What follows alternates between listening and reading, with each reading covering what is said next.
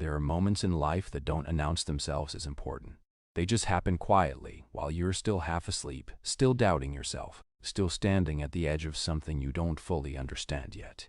And that is exactly how this story began for a young woman named Nadia, who on an ordinary Tuesday morning in the fall of 2019 was sitting in her small apartment in Cincinnati, eating toast over the kitchen sink, scrolling through job listings she didn't really believe were meant for her, when her coworker sent her a link with a single message that said, "Apply for this.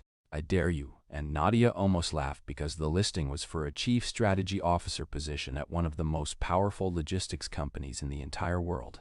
A company that moved goods across 6 continents. A company whose name appeared on the side of cargo ships and warehouse walls in countries Nadia had only read about. A company built from the ground up by a self-made billionaire named Thomas Wren, a man who had started with nothing but a beat-up pickup truck and a notebook full of ideas in his early 20s, and had turned that into a $4.7 billion empire over 30 years through a combination of sharp thinking, relentless discipline, and a reputation for making decisions that most people thought were either genius or completely insane. And the position he had just opened up was not some entry-level role or junior placement. It was a seat right beside him at the very top of everything he had built. And to fill it, he had done something no one expected. He had thrown open the doors and announced a live open recruitment, meaning anyone, absolutely anyone, could apply and show up in person to a grand conference hall in downtown Chicago, where he himself would walk the room and personally evaluate every single candidate face to face, which was the kind of thing that only happened in movies or in stories people told years later when they were trying to explain how their whole life changed in a single afternoon.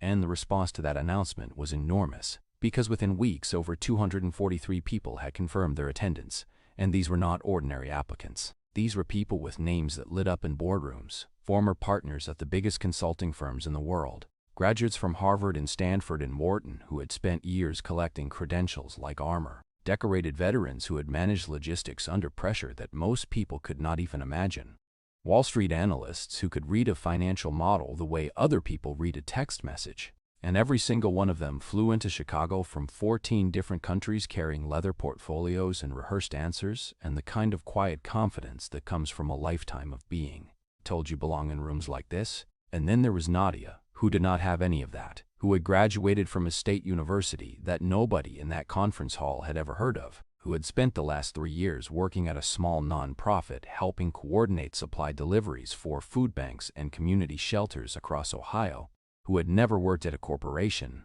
never managed to budget with more than 6 figures, never sat in a boardroom in her life, and who had applied to this thing purely because of a dare and a small, stubborn voice somewhere inside her that she hadn't yet learned to fully trust. And when the morning of the event finally arrived, Nadia almost talked herself out of going 3 separate times before she even left the apartment. First, when she looked in the mirror and thought about who else was going to be in that room. Second, when she got to the bus stop and the wind was cold and her coat wasn't thick enough. And third, when she walked through the glass doors of the conference hall and saw the room for the first time, because it was the kind of room that was designed to make certain people feel like they belonged and other people feel like they had wandered in by mistake, with high ceilings and polished floors and long rows of chairs that were already filling up with people in perfectly tailored suits, carrying briefcases that probably cost more than Nadia's monthly rent. And the energy in that room was sharp and electric and competitive in a way that had a texture to it, like you could feel it pressing against your chest when you breathe. And Nadia found a seat in the very back row, almost behind a wide concrete pillar, where she was barely visible, and she pulled out a plain notepad and a pen because she had not brought a leather portfolio or a printed resume on heavy cardstock. She had just brought herself and her handwriting and the quiet habit she had of writing things down when she was trying to think clearly. And as the room filled up around her, she watched the other candidates warm up like athletes before a race, straightening their jackets, reviewing their notes one last time, making small, confident eye contact with each other the way people do when they already assume they are among peers. And Nadia sat still in the back and wrote nothing yet. She just watched, and there was something she noticed right away that she couldn't quite name, but that stayed with her, which was that almost everyone in that room was facing forward, focused on the stage, preparing to be evaluated. But very few of them seemed to be paying attention to each other. Very few of them seemed curious about the people sitting next to them, and Nadia found that interesting in a way she couldn't fully explain. And then the doors at the front of the room opened and Thomas Wren walked in without any fanfare or introduction. No music, no announcement. Just a man in a plain dark jacket walking into a room like he had done it 1,000 times, and the entire hall went quiet instantly. Not because anyone told them to be quiet, but because his presence had that effect. The kind of stillness that follows someone who has spent decades knowing exactly what they want and exactly how to find it. And he stood at the front of the room and looked out at 243 people who had all come here believing they were the answer to his question, and somewhere in the very back, half hidden behind a pillar, holding a plain notepad and a pen, sat a 27-year-old woman from Cincinnati who was still not entirely sure she was supposed to be there at all. Thomas Wren did not speak for a long moment when he first stood at the front of that room. He just looked slowly and carefully, the way someone looks when they are not performing attention but actually paying it. And there was something almost uncomfortable about the silence he let sit there, because most people in that room were used to filling silence, used to stepping into any quiet space with words and credentials and polished sentences designed to signal value before anyone even asked a question. But Thomas didn't give them the opening. He just stood there and looked at the room the way a man looks at a chessboard before he decides which piece to move first, and then without any introduction or explanation, he simply started walking, moving down the first row slowly with his hands behind his back and his assistant trailing a few steps behind, carrying a stack of thin folders, one for each candidate. And what happened next was something that nobody in that room had been fully prepared for, because Thomas Wren did not ask everyone the same question. He stopped at each person individually and asked them something different, something specific, something pulled directly from their own background and history, which meant he had read every single file, every single resume, every single application personally, and that realization moved through the room like a quiet current because it changed the stakes immediately. It meant this was not a general screening where you could coast on your strongest talking point. This was something sharper than that. This was a man who already knew what you had done, and now wanted to know how you thought, and the questions he asked reflected that.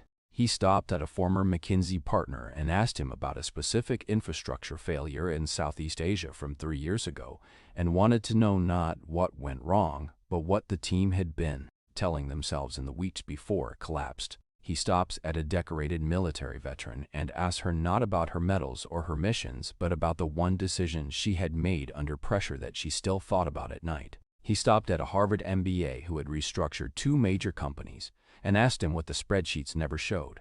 And some people answered well, genuinely well, with the kind of honesty that surprised even themselves, and others answered the way people answer when they are more focused on sounding smart than being truthful. And Thomas could tell the difference. You could see it in the small way his expression shifted.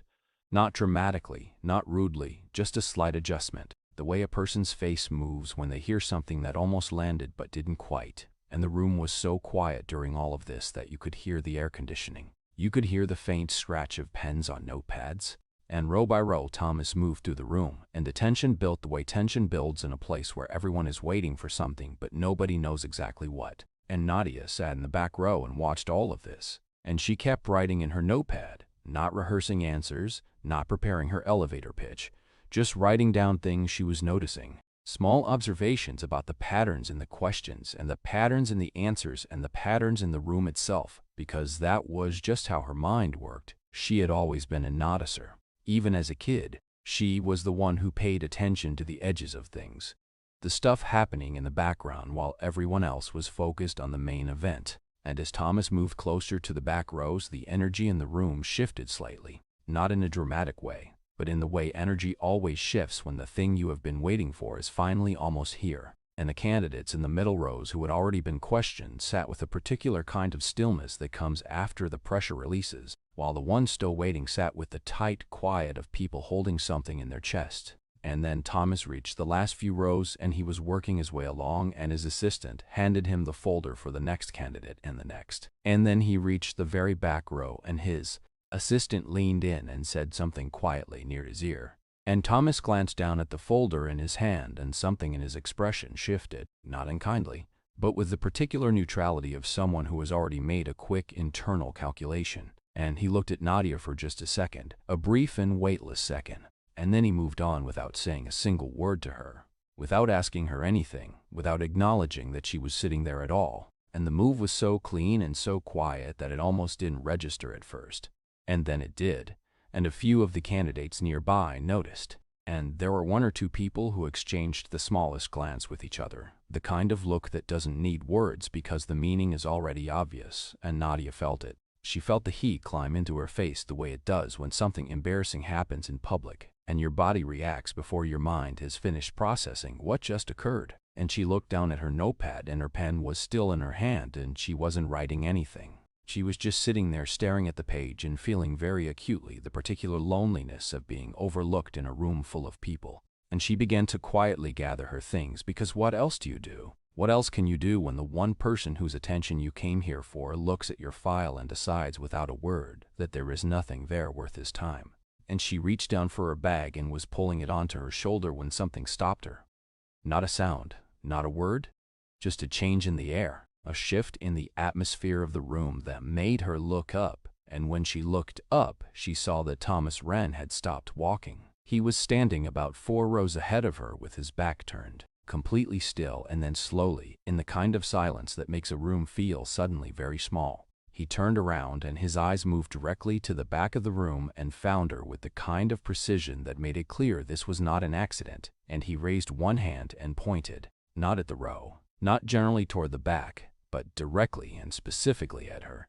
And he said in a voice that was calm and unhurried and carried clearly across every inch of that silent room, "You don't move." And Nadia sat frozen with her bag halfway on her shoulder and her heart doing something she had no good word for. And the entire room turned to look at the girl in the back who had almost walked out.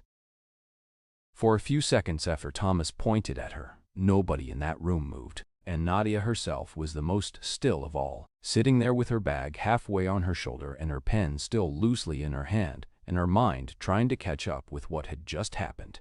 Because the human brain is funny that way, it can process a piece of good news and still spend the next 30 seconds waiting for the correction, waiting for the moment where it turns out you misheard or misread the room, or got your hopes up over something that was never actually meant for you. And Nadia sat in that particular kind of suspended disbelief for just a breath too long before she slowly lowered her bag back to the floor and straightened in her seat and looked toward the front of the room where Thomas Wren was already turning back around and continuing as if nothing unusual had happened, as if pointing at the woman in the back row who he had just walked past without a word was simply the next logical step in a process only he fully understood. And the rest of the room slowly turned forward again too, but the energy had changed.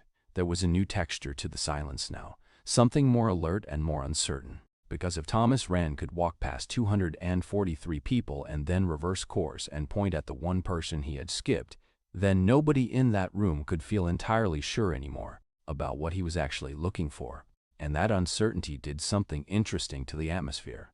It made people sit a little differently, think a little harder, hold their answers a little more carefully. And Nadia noticed all of this from the back row, and she opened her notepad again and started writing. Not frantically, just steadily, the way she always did when something was worth paying attention to. And the evaluation continued for another hour and a half, question after question, candidate after candidate. And when it was finally over, Thomas's assistant moved through the room and handed small folded notes to 10 people and asked everyone else to please exit through the side doors. And there was a particular kind of quiet dignity required of the people who received nothing, the kind of quiet that costs something to maintain. And they gathered their portfolios and their jackets and filed out without making eye contact with anyone. And when the room had emptied down to just 10 people sitting scattered across those long rows of chairs, Nadia counted and realized she was one of them. And the feeling that moved through her in that moment was not triumph. It was something closer to vertigo. The feeling of standing on ground you didn't expect to be solid. And Thomas came back into the room, and this time he pulled a chair from the front and sat down facing the 10 remaining candidates and looked at them for a moment and then said he was going to speak with each of them individually, and everyone else would wait outside. And one by one they were called, and Nadia sat alone in that big quiet room between her turns, and she did not rehearse anything. She just breathed and watched the light coming through the high windows and thought about her mother getting up before dawn to go clean office buildings so that Nadia could sit in rooms like this one day. And that thought didn't make her nervous. It made her steady, And when her name was finally called and she walked through the door into the smaller side room where Thomas was sitting at a plain table with a single sheet of paper in front of him, she sat down across from him and he looked at her the way he had looked at everyone else, directly and without performance. And he said he had one question for her, the same question he had asked every candidate in that final room, and he slid the piece of paper across the table toward her. And Nadia looked down at it and saw that it was a breakdown of a major operational collapse that had happened inside his company back in 2017, a full failure of the East African logistics division that had cost the company somewhere close to $200 million and had nearly unraveled years of expansion work in an entire region.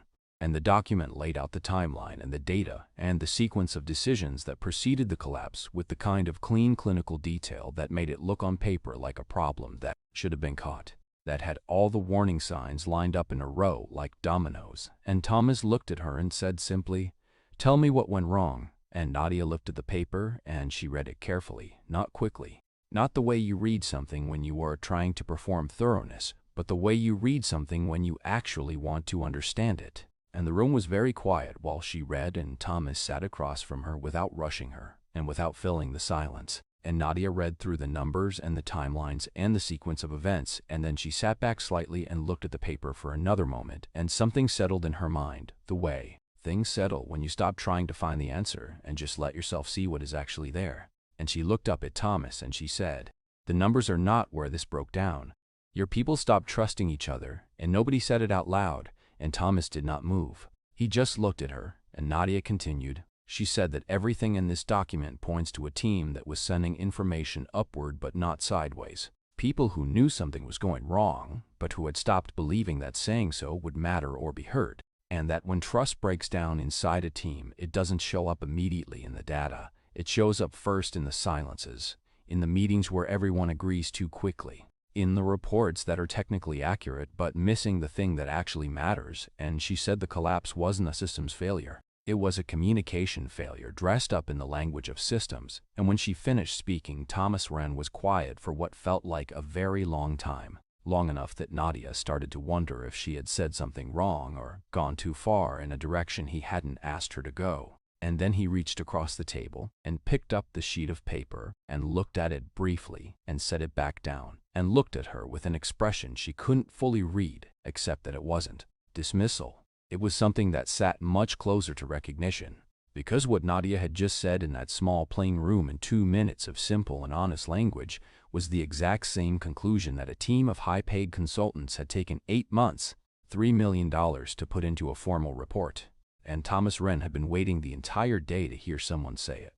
Thomas Wren did not offer Nadia the position right there in that small room. He was not the kind of man who made large decisions in the heat of a moment, and Nadia would later say that was actually one of the first things that made her respect him. Because there is a particular kind of person who trusts the quality of their own thinking enough to let it breathe before acting on it.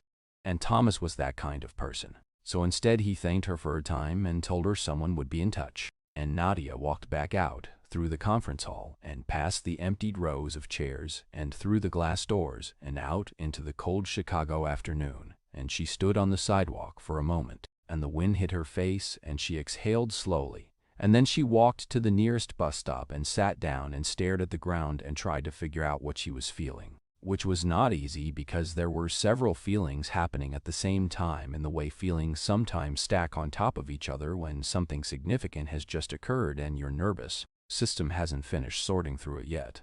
There was relief that it was over, and there was a strange quiet pride in how she had answered. And underneath both of those things there was the familiar low hum of doubt that had followed her most of her life.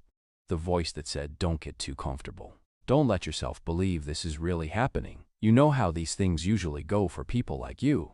And Nadia had learned over the years not to argue with that voice directly because arguing with it only made it louder. So instead she just got on the bus and rode back to her hotel and ordered room service and called her coworker who had sent her the dare in the first place and told her everything that had happened. And her coworker screamed so loudly that Nadia had to hold the phone away from her ear. And they talked for 2 hours and laughed and replayed every detail. And by the end of the call, Nadia felt lighter. And then she flew home to Cincinnati the next morning and went back to her small apartment and her small desk and her work at the nonprofit. And she waited, and 3 days passed. And on the evening of the third day, her phone rang with a number she didn't recognize, and when she answered, it was Thomas Wren himself, not an assistant, not a representative, Thomas directly, which was the second thing that made her respect him.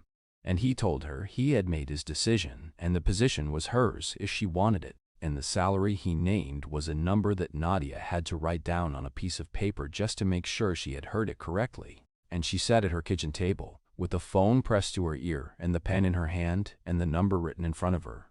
And she said thank you, and told him she needed a few days to think about it. And there was a brief pause on the other end of the line, and Thomas said, "Take the time you need," and they hung up. And Nadia sat at that table for a long time after the call ended, not moving, just sitting in the particular stillness that comes when a door you never fully believed would open has just swung wide open in front of you, and now you have to decide whether to walk through it. And the thing was, saying yes was not simple.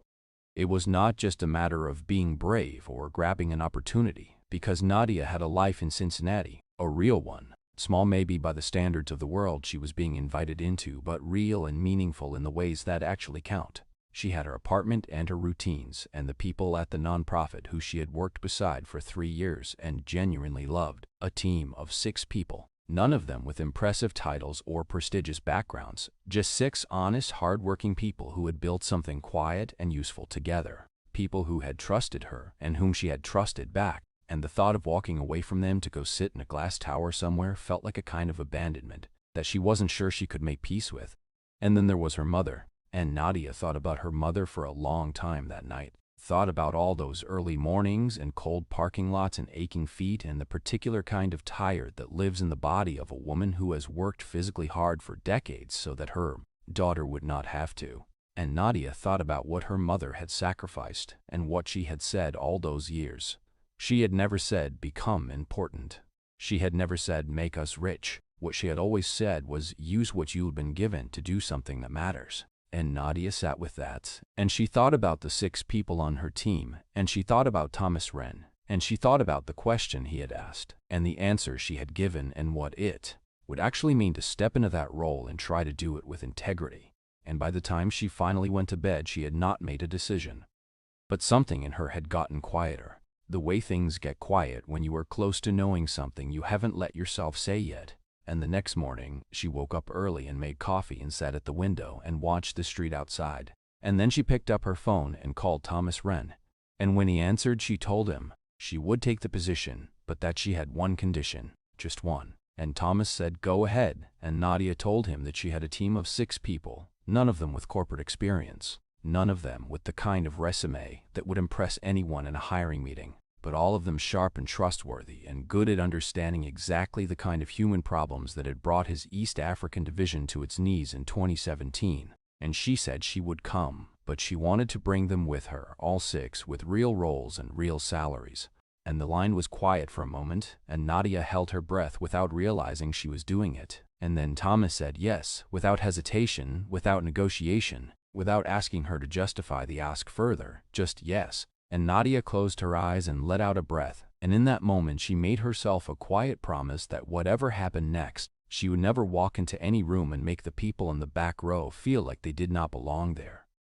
The first morning Nadia walked into the headquarters of Thomas Wren's company, she did not feel like someone who had arrived. She felt like someone who was still in the middle of arriving, which is a different thing entirely, because arriving implies a kind of completion, a moment where you plant your feet and look around and think, "Yes, this is where I belong now." And Nadia was not there yet. She was still in the in-between space, still carrying the version of herself that had grown up watching her mother leave before sunrise, still holding the memory of that back row chair and the moment she had almost picked up her bag and walked out.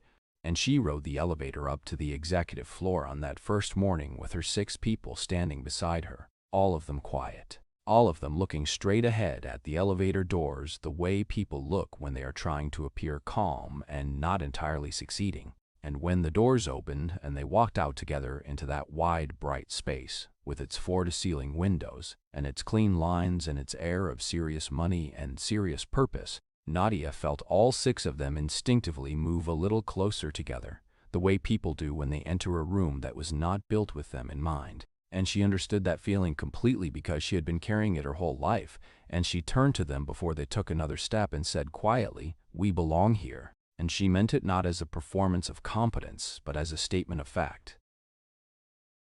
Because they had been brought here not despite who they were, but because of it, and that was a distinction that mattered. And then they walked forward and the work began, and the work was hard, genuinely hard. Not in the dramatic way that makes for good stories, but in the slow, grinding, unglamorous way that real change always is. The kind of hard that lives in long meetings and difficult conversations, and the patience required to earn trust from people who were not sure yet whether to give it, because Nadia was young and she was unknown, and there were people in that building who had watched the open recruitment process with skepticism and who had watched her walk in with 6 people from a nonprofit in Ohio with even more skepticism, and she knew this. She could feel it in the way certain conversations paused when she entered a room, in the way some of her early recommendations were received with the particular polite resistance that is more discouraging than open disagreement, because at least open disagreement respects you enough to push back directly. And Nadia did not fight this.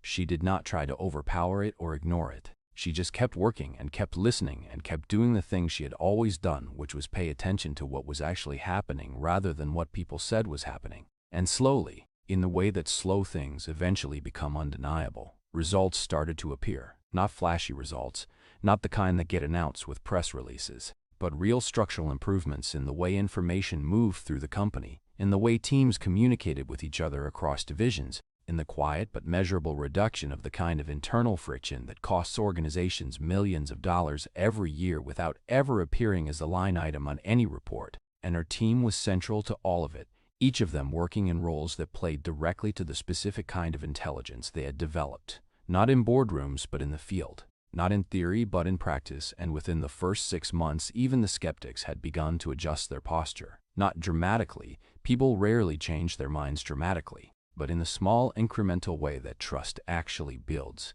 one honest interaction at a time. And by the end of the first year, the numbers were speaking a language that nobody in that building could dismiss.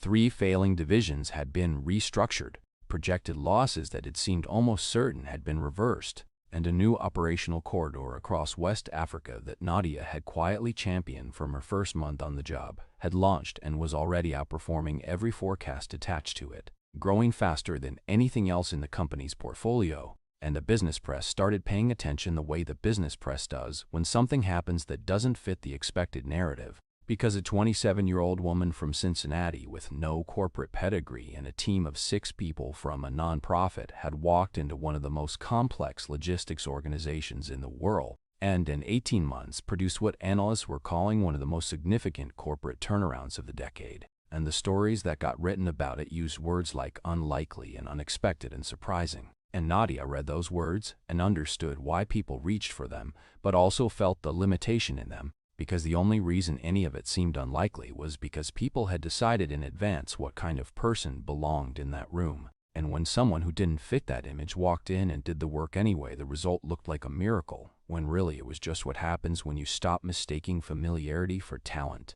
And Thomas Rand said something close to this in the interview they did together for a major business publication near the end of that first year, when the journalist asked him directly why he had pointed at the girl in the back row, the one he had initially walked past. And Thomas thought about it for a moment, and then said that everyone else in that room had come prepared to be impressive, and she had come prepared to be honest, and that those are not the same thing, and the difference between them is often the difference between a company that survives and a company that thrives. And the journalist then turned to Nadia and asked her what she believed was the real reason she had succeeded where so many more credentialed people had not. And Nadia was quiet for a moment before she answered, and what she said was simple.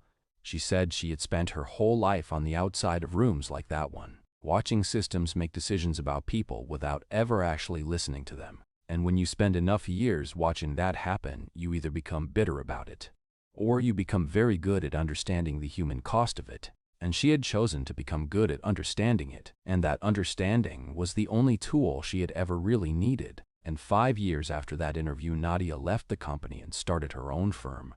And on the very first day of her own hiring process, she walked into the room they had set up for candidates and looked at the neat rows of chairs facing the front, and then quietly picked up her own. chair and carried it to the very back of the room and sat down in it. And when her assistant gave her a puzzled look, Nadia just smiled and said, "I want to see who almost doesn't stay."